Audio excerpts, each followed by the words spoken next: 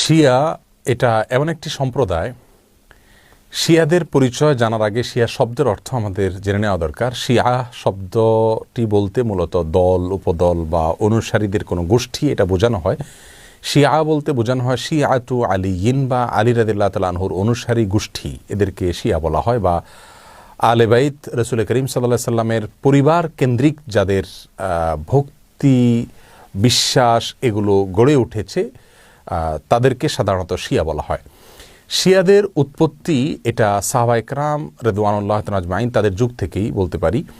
এবং শিয়াদের উৎপত্তির পেছনে যে লোকটি ছিল তার নাম হলো আবদুল্লাহ ইবনে সাবা। ইহুদি ছিল, পরবর্তীতে সে মুসলিমদের বেশ ধারণ করে মুসলিমদের ক্ষতি সাধন করার জন্যই মূলত এই গ্রুপটির তারা আবিষ্কার করে।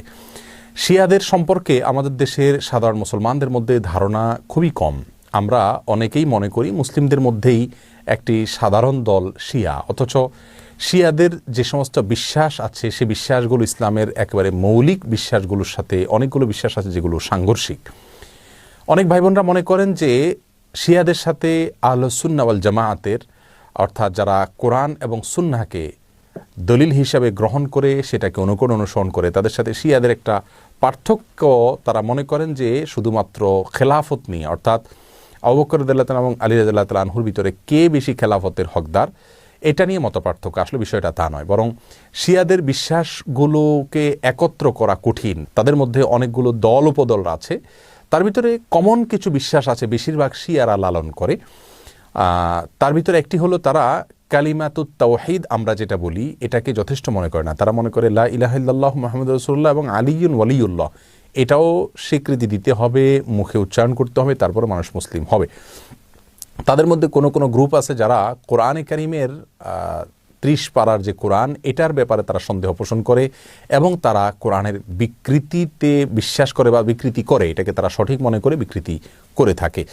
তাদের মধ্যে বড় অংশ বা সবচেয়ে বেশি অংশ বলা যেতে পারে, প্রায় সবাই বলা যেতে পারে তারা সাহাবীদেরকে সবাইকে, কয়েকজন বাদে আলী রাদিয়াল্লাহু তাআলা আনহু, আব্বাস রাদিয়াল্লাহু তাআলা আনহু সহ কয়েকজন বাদে হাসান হুসাইন, ফাতিমা রাদিয়াল্লাহু তাআলা আনহুম সহ আহলে বাইত যারা, তারা ছাড়া বাকিদেরকে তারা কাফের মনে করে এবং সাহাবীদেরকে গালমন্দ করাটা এটাকে তারা সওয়াবের কাজ মনে করে, ইবাদত মনে করে।